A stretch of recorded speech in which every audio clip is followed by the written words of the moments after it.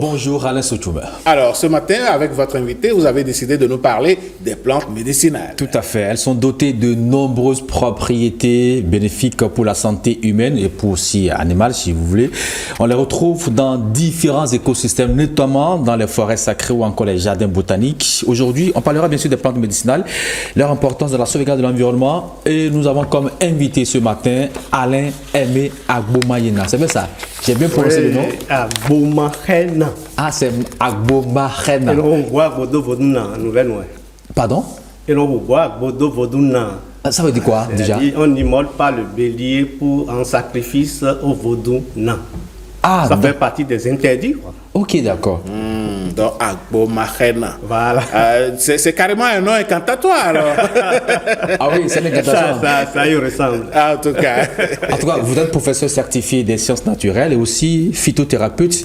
Alors, quand on parle de plantes médicinales, plantes tout court, quelle différence peut-on faire? Comme le nom l'indique déjà, plante médicinale, ça veut dire que c'est une plante utilisée par un médecin. Or, le médecin est là pour soigner. Et du coup, les plantes médicinales, ce sont des plantes qui sont utilisées pour traiter des maladies. Et l'homme pris dans sa dimension, dans toute sa dimension, que ce soit la dimension physique et la dimension spirituelle, ces plantes médicinales vont au-delà du traitement physique. Et ces plantes interviennent aussi au niveau du traitement spirituel. Alors, vous voulez dire que quand on prend une plante tout court, que ces plantes n'ont pas aussi de propriété, n'ont pas de richesse, n'ont pas quelque chose d'important qu'on pourrait utiliser? Absolument, c'est ce que je disais tantôt. Dans le domaine médical, ces plantes regorgent beaucoup de principes actifs qui sont exploités pour le bien-être physique et spirituel de l'individu. Et ce n'est pas pour rien que vous allez voir, quand vous rentrez dans un jardin, vous avez parlé des forêts sacrées. Il y a beaucoup de plantes qui répondent à ces critères. Du coup, ces jardins ou bien ces forêts ne sont pas sacrées seulement par hasard, elles sont sacrées parce qu'elles prennent soin de nous, elles prennent soin de notre vie. Nous devons tout faire pour protéger ces forêts, pour protéger ces jardins et les valoriser. Alors, est-ce que vous pensez qu'aujourd'hui, dans notre pays, qu'on valorise très peu ces plantes médicinales? C'est ce que vous voulez dire? Vous savez, il y a d'abord un problème qui se pose. C'est-à-dire, depuis l'époque coloniale, vous avez vu, avant l'arrivée des colons, nos parents ne se soignaient que grâce avec la nature.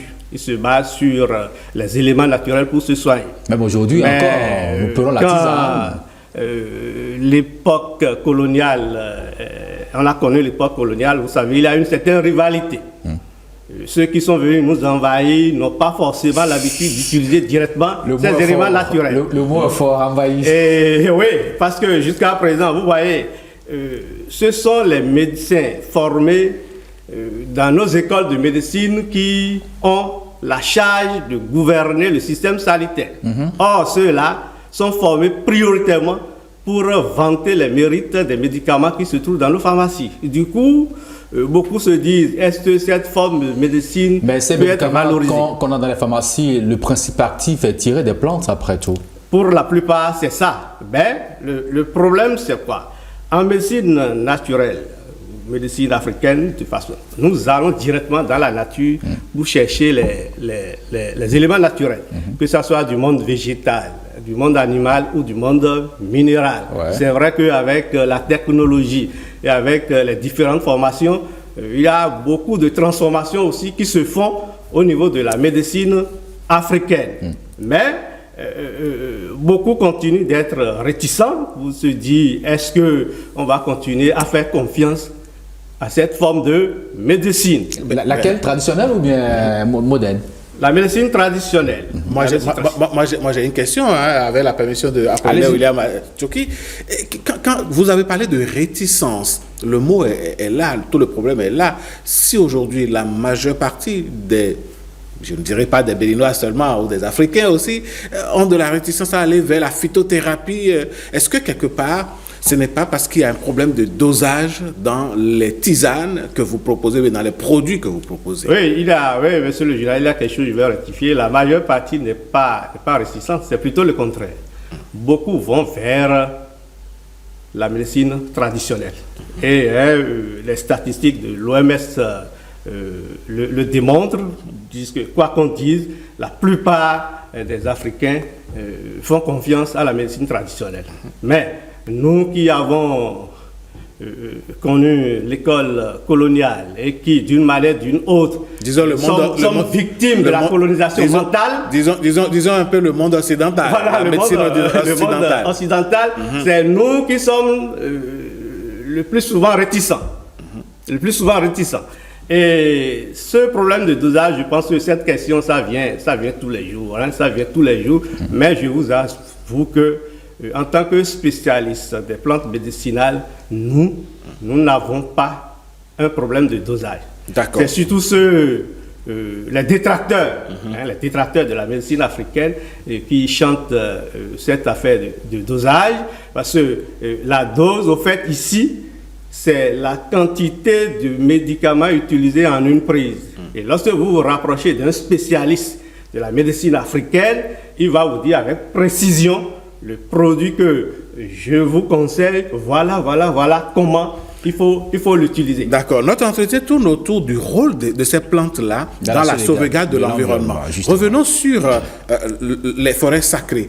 Généralement, quand on parle de forêts sacrées, c'est parce que les gens ont l'idée que là-bas, il y a des divinités, c'est pourquoi on a mis forêts sacrées. Mais au-delà de ces divinités qui se trouveraient dans ces forêts sacrées, est-ce que les forêts abritent des plantes dont la sauvegarde est vitale pour le reste de la population?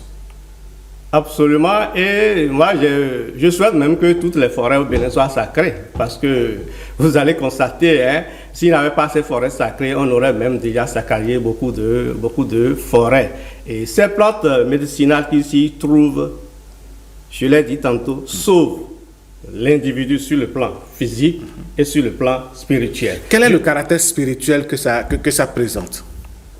Et lorsque vous prenez par exemple les plantes que nous retrouvons généralement dans nos jardins ou dans ces forêts sacrées dont vous parlez, il y a par exemple des plantes activatrices, des plantes qui ont un effet amplificateur de nos désirs, de nos souhaits. Ah oui? Ce n'est pas pour rien par exemple que on vous dit formuler peut-être telle prière, il faut avoir quelques grains d'attacoum dans la bouche. C'est parce qu'on sait que cette plante, cette graine, puisque quand on dit graine, c'est issu d'une plante, ça a un effet activateur. Il y a par exemple des plantes qui s'y trouvent, qui ont un rôle anaphrodisiaque, c'est-à-dire ça refroidit les ardeurs. Tout Béninois sait que dans je vais le dire peut-être en fond, il y a ce qu'on appelle afianfoti. Afianfoti, par exemple, c'est des plantes qui sont utilisées pour que lorsqu'il y a la tension quelque part, si vous portez cette plante, ou bien si vous les manipulez, arrivez à l'endroit où la tension existe, vous allez voir que tout le monde se calme. Est-ce que ce n'est pas bon de protéger une telle plante? Il y a par exemple des plantes qui s'y trouvent que nous utilisons pour formuler des vœux de prospérité, de gloire, même des vœux de protection. En fond, par exemple, dit gros, ça veut dire que tu utilises, ça te met à l'abri des esprits maléfiques. Ça te permet de contrer les maléficiés, rien que ces plantes. Nous avons des plantes, par exemple, que nous qualifions de consolatrices. C'est-à-dire, ça vous permet de retrouver l'espoir de l'immortalité. On dit, quand bien même on est des mortels. Voilà, nous sommes tous mortels, mais d'une manière ou d'une autre, ça permet de vous mettre à l'aise sur un certain nombre. Vous y croyez vraiment à ces plantes-là? Quand vous parlez d'immortalité, vous y croyez vraiment? J'ai bien précisé que ça vous permet de retrouver l'espoir de l'immortalité. Ça ne veut pas dire que ça veut pas dire que quand j'utilise, je suis immortel. C'est pas ce que ça veut dire. Mais lorsque vous êtes malmené par des esprits maléfiques et que l'usage de ces plantes vous rallonge la vie, c'est-à-dire s'il est dit et que ces maléficiés vont m'assommer d'ici demain et que grâce à ces plantes, cela ne se passe pas ainsi, je pense que... La plante aura participé à votre survie à cet instant-là. Du coup, il faut la sauvegarder, il faut la protéger. Et tout individu qui sait que une plante qui est devant lui, dans sa maison, sur sa cour, peut lui sauver la vie, cet individu a l'obligation non seulement de protéger la plante, mais de la valoriser. Alors, moi, je reviens par rapport à la thématique même de notre discussion. On a dit ces plantes médicinales pour la sauvegarde de l'environnement. En quoi ces plantes ont plus d'impact de sauvegarde de l'environnement que les autres plantes? Vous l'avez expliqué qu'on peut tirer des principes actifs de ces plantes. Vous l'avez expliqué un peu par rapport à leurs vertus spirituelles. Mais en passe là, c'est quoi la différence quand je prends par exemple une plante ordinaire, la photosynthèse, elle peut le faire, même pareil pour la plante médicinale. Alors, quelle est alors l'autre chose d'aussi important qui nous amène à sauvegarder davantage ces plantes médicinales? Oui, tout d'abord, il n'y a pas de plante inutile. Voilà, toutes les plantes sont utiles. Voilà, ouais. Parce que la plante, c'est la vie. Ouais. Vous avez parlé de photosynthèse, où il y a l'élimination du dioxygène et l'absorption du CO2. Ouais.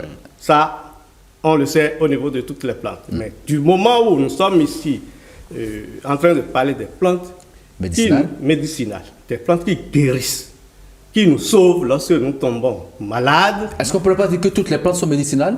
Parce que moi, je connais par exemple des animaux. Vous savez, parfois les animaux, peut-être qu'ils ont la connaissance des feuilles. Quand ils ont des maladies, je ne sais pas moi, ils vont chercher ces plantes, les consomment. Même il y a même des animaux, même pour mettre bas, ils savent quelle plante aller prendre pour mettre bas. Vous venez de dire que... Moi, je dis que toutes les plantes sont des plantes médicinales. Il n'y a pas de plantes médicinales et l'autre ne l'est pas. Non, je ne dirais pas que toutes les plantes sont médicinales parce que, en tant que spécialiste de la chose, il y a des plantes reconnues fortement toxiques que nous évitons lorsque nous voulons composer un produit à base de plantes. Toxique ne veut pas dire qu'elle est inutile. C'est pourquoi il dit que toutes les plantes sont utiles, mais elles ne sont pas médicinales. Utile parce qu'elle va forcément servir à d'autres choses. Nous avons parlé de la photosynthèse, où ça nous donne de l'oxygène. C'est vrai, c'est profitable à notre organisme. Mais pris seulement dans ce sens, on ne peut pas dire qu'elles sont toutes médicinales. Il y a par exemple des plantes que si vous voulez guérir une maladie, vous ne pouvez jamais les utiliser. Vous les utilisez, c'est pour créer peut-être c'est pour tuer. Ce serait pour tuer. Mais j'avoue que dans le lot de ces plantes, il y a quand même la plupart, j'accepte que la plupart de ces plantes sont des plantes médicinales. Mais il y en a que nous devons éviter lorsqu'il est question de traiter des maladies. Néanmoins, elles servent forcément à quelque chose d'utile à l'homme. Alors, quand je reviens à vous, comment est-ce que vous êtes arrivé à mieux connaître? C'est vrai que vous avez dit que vous êtes professeur certifié d'essences naturelles. Cela voudra dire que vous avez étudié les plantes. Comment vous êtes arrivé à mieux connaître ces plantes? Et j'avoue que j'ai découvert les plantes médicinales beaucoup plus en classe de 5e. C'était en 1987, où j'ai souffert d'un mal de ventre atroce. Papa fut aide-soignant, malgré les comprimés... Ah, il est aide-soignant? Oui, voilà. Donc il est de la médecine moderne? Voilà, il est de la médecine moderne. Malgré les comprimés, les injections de l'hôpital d'alors, je n'ai pas trouvé satisfaction. Il a fallu un collègue locataire, on vivait dans la même maison, il a proposé quelques plantes que j'ai avalées, il m'a dit d'ajouter un peu de l'eau, je l'ai fait et j'ai trouvé satisfaction. Je vous avoue que depuis cette année 96 jusqu'à aujourd'hui, je n'ai plus jamais souffert d'un mal de ventre aussi atroce. L'autre chose, c'est que tous mes oncles paternels, contrairement à papa, sont des guérisseurs traditionnels. Et lorsque nous allons en vacances sans congé, c'est pratiquement une immersion. Dans les feuilles. Dans les feuilles, parce qu'on nous confie des choses, on dit, bon, voilà, telle chose, il faut suivre pour que ça ne soit pas calciné, il faut suivre ceci pour la décoration. Il faut découper telle racine. Telle racine, donc on est très tôt habitué à ça. Je me souviens même, mais parfois, quand on était petits, on nous réveillait, il y a un autre qui nous réveillait vers 5 heures et nous intime l'ordre d'uriner. C'est-à-dire, il a des plantes qu'il associe déjà d'uriner. Dessus? Oui, là-dessus. Et c'est bien plus tard que j'ai compris que c'est une plante, en fait, c'est un médicament pour désenvoûter. Et l'urine qu'on recherche là, c'est l'urine d'un jeune garçon qui n'a jamais connu un rapport sexuel. C'est plus tard que j'ai découvert ça là. En plus de ça, vous avez dit tantôt, j'ai fait les sciences naturelles, c'est vrai. J'avoue que là-bas, c'est beaucoup plus la théorie, comme vous le savez. Mais aujourd'hui, quand même, dans l'université, il y a aussi la pratique, monsieur Aimé Alain. Il y a quand même aujourd'hui de la pratique. Je ne dirais pas non. Voilà, je ne dirais pas non, mais cette pratique doit être encore renforcée pour faire de nous quelqu'un qui est vraiment spécialisé dans le traitement des maladies. Je sais que ça m'a beaucoup aidé parce que je me souviens, comme si c'était hier, il y a une unité de valeur, les plantes utiles, où nous parlons des noms scientifiques, tout cela. Mais c'est pourquoi je vous dis que c'est beaucoup plus la théorie, parce que c'est beaucoup plus la systématique. C'est vrai, on va vous dire que peut-être telle plante, les racines traitent ci, traitent ça, mais ce n'est pas encore ça. Il faut aller loin pour savoir. Il faut aller à l'expérimentation. À l'expérimentation. Pour être précis dans la stratégie de traitement. Mon frère a parlé tantôt de dosage. Je lui ai dit que nous n'avons pas un problème de dosage. Non. Ça ne veut pas dire qu'il ne faut pas améliorer les choses. Voilà. Il faut améliorer. J'avoue qu'il y a des problèmes qu'il faut régler. C'est juste pour dire que rester seulement sur le plan superficiel pour dire, bon, telle racine traite telle maladie, ce n'est pas suffisant pour aller vers le traitement. Alors, il faut compléter les connaissances sur la posologie, être sûr des indications, les qualités des plantes. Je vous ai parlé tantôt des plantes toxiques. Monsieur Agoumaredan, oui. Quand on est aussi ancré quand on est aussi passionné de la médecine traditionnelle et donc de l'utilité des plantes médicinales, quelles dispositions prennent les phytothérapeutes, les guérisseurs traditionnels, disons-le comme ça, pour le renouvellement de ces plantes-là? Parce qu'à force d'aller arracher les herbes, d'aller les chercher, de découper les racines, d'exploiter les feuilles et tout ça, qui se préoccupe de leur renouvellement? On va chercher, mais on ne met pas en terre en retour. Et bon, en dehors de tout ce que vous avez dit dans la présentation, je suis également président de l'ONG Nature Sacrée, dont l'un des objectifs est la promotion des plantes médicinales. Vous avez un jardin, c'est ça, vous voulez dire? Oui. Même moi, personnellement, je vais dire personnellement, l'ONG dispose d'un jardin des plantes médicinales. Mais au-delà de ça... C'est où déjà votre jardin? On a commencé l'initiation dans la commune de Zoboudomé et aussi une partie dans la commune de Djidja, ma commune natale. Ah d'accord. Et j'appartiens, l'ONG fait partie aussi d'autres regroupements comme la Fanamétrable qui dispose également des jardins botaniques. Et nous faisons aussi beaucoup la sensibilisation. On sensibilise les gens sur non seulement l'importance des plantes médicinales, puisque les spécialistes le savent, mais l'importance de la création des jardins botaniques un peu partout. On pourrait se demander combien sont-ils ces phytothérapeutes à avoir un jardin comme vous l'avez? Est-ce qu'ils sont nombreux à l'avoir? Est-ce que au niveau de l'association, vous avez dit à quoi? Le nom de l'association des... Fanamétrable. Est-ce qu'ils sont nombreux à avoir ces jardins botaniques? Ces expériences ils ne sont pas nombreux, mais les jardins botaniques existent et on s'efforce de les multiplier. On s'efforce de les multiplier, non seulement pour le bonheur de la population, mais pour notre propre bonheur. Parce qu'on suppose que si les plantes n'existent pas, notre titre de phytothérapeute aussi n'aura plus sa valeur. C'est comme un médecin. Lorsqu'on ferme les pharmacies aujourd'hui, le médecin, le pharmacien, c'est comme le chômage qui va s'installer. Donc du coup, nous faisons quand même cet effort. Ce n'est pas encore ce que ça doit être, mais nous sommes conscients que nous devons passer par là, par la multiplication de ces jardins botaniques et aussi sensibiliser davantage sur la protection de ces végétaux. Monsieur Agoumaredan, chaque citoyen béninois, comment peut-il contribuer à sauvegarder les plantes médicinales, en particulier bien la végétation en général, à l'échelle, je dirais, micro, chacun dans sa maison par exemple? Bon, là, il y a d'abord la gestion de l'existant. Qu'est-ce que j'appelle gestion de l'existant? Nous devons apprendre à récolter les plantes. Et ça, on le dit lors des causeries ou bien des séances de formation, on le dit. Je veux peut-être utiliser 2 feuilles pour guérir et je vais arracher toute la plante. Ce n'est pas un bon comportement.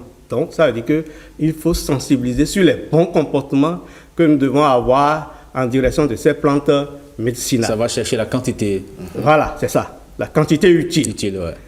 En plus de ça, nous devons promouvoir le jardin des plantes médicinales. Ça ne veut pas dire, vous n'avez pas besoin d'avoir un grand domaine avant d'avoir un jardin, même chez vous. Derrière votre chambre, sur votre cour, ou bien à l'arrière-cour. Vous venez chez moi, quelque part dans Calavi, je vous avoue, vous allez compter au moins 10 espèces végétales couramment utilisées pour traiter des maladies. Mais pourtant, je ne me suis pas installé sur un grand domaine.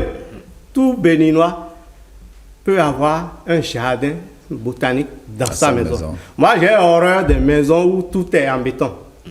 Vous voyez des gens, tout est en béton, c'est-à-dire vous ouvrez le portail. Les murs sont là, vous avez les terrasses. Vous ouvrez le portail, il n'y a que du béton un peu partout. Parfois des bétons carrelés, c'est-à-dire on ne laisse même pas la possibilité à l'eau de s'infiltrer quelque part. Or, il faut que l'eau s'infiltre pour que les plantes puissent en profiter. Donc, partout où nous vivons, nous pouvons déjà avoir un jardin botanique. Ceux qui ont la chance d'avoir peut-être un grand domaine, ceux-là peuvent démultiplier ça, c'est-à-dire agrandir ça quelque part pour le bonheur de nous tous. On dit la plante, c'est la vie. Donc partout où vous plantez, sachez que vous êtes en train de sauver l'humanité. Donc je pense que c'est indispensable à nous tous. Moi, la fois passée, j'ai fait une émission sur l'une des radios où j'ai même dit, même en tant que, on dit, enfant, on dit, c'est pas vrai. Je peux même disposer des pots de fleurs et mettre des plantes dedans.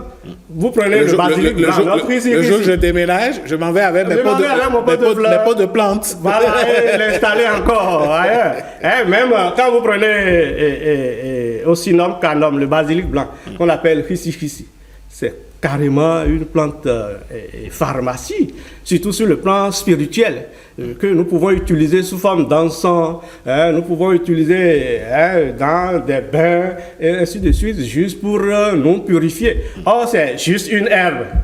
Ça appartient à la strate herbacée. Cela suppose que quand je dispose d'un pot de fleurs, quel que soit le lieu où je réside, même si je suis en location à Cotonou ou ailleurs, je peux avoir quelques pieds. On peut déjà commencer par changer les éléments de langage. Au lieu de parler de pot de fleurs, parlons de pot de plantes. Voilà, oui, ça, la fleur, c'est pour orner. Oui, bon. Parce que quand on dit fleurs aussi, et en tant que spécialiste des plantes, je dis c'est une erreur, on ne devrait pas le dire ainsi. Peut-être plante ornementale. Voilà. Peut-être plante ornementale. Ouais. Parce que c'est la plante qui génère les fleurs. Et les fleurs vont donner les fruits, ainsi de suite. Donc, partout, moi je dis, même si je suis en location quelque part, je peux toujours avoir une plante médicinale chez moi. Si je suis en location, par exemple, et qu'en haut de l'immeuble, il y a une grosse terrasse, au lieu de mettre juste des séchoirs, je peux mettre des choses. Avec la permission du propriétaire. Et voilà. Et puis, il faut aussi lui faire comprendre que c'est non seulement pour ton bien, mais pour son bien aussi. Parce que j'en profite pour saluer. Par exemple, le basilic blanc, quelque part, même l'odeur que ça dégage, tout ça là, cette odeur, c'est agréable. C'est agréable pour la maison. J'en profite pour saluer. Mais ça protège la maison du propriétaire aussi. J'en profite pour saluer un téléspectateur qui, sur la date de sa maison, il n'y a que des tomates. En toute saison, il cultive des tomates. Monsieur Julien Desragbe, à qui je dis un coucou. Voilà une très belle idée. Oui. Et que nous pouvons multiplier partout. Dans toute maison, réserver toujours un espace pour la vertu. Un espace pour les plantes. Est-ce que dans vos cours que vous donnez aux enfants, aux apprenants, vous essayez d'évoquer ces aspects de la chose dont on vient de développer ici, la protection, la sauvegarde des plantes médicinales? Est-ce que aussi, pendant les cours, vous allez leur montrer vraiment les plantes? Parce que souvent, dans les cours, dans les livres, on ne va pas toucher du doigt à la réalité. Vous essayez quand même de faire cette différence?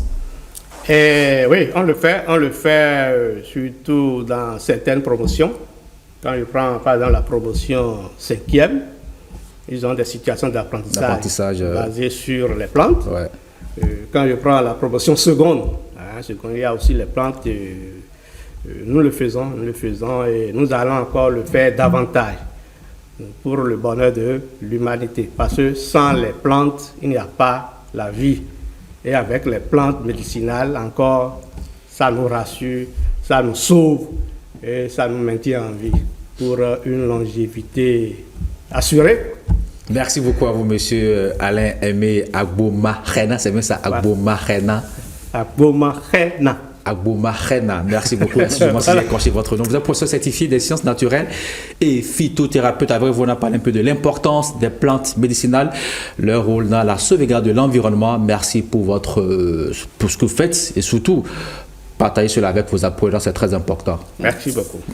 Allez, merci à vous, mon cher William Apollinaire Tchoki, pour cette rubrique combien bénéfique. Eh bien, mesdames, messieurs, vous avez compris désormais qu'il faut faire moins de place désormais au béton et plus de place à la verdure, au végétal et surtout aux plantes qui sont utiles dans les maisons. Allez.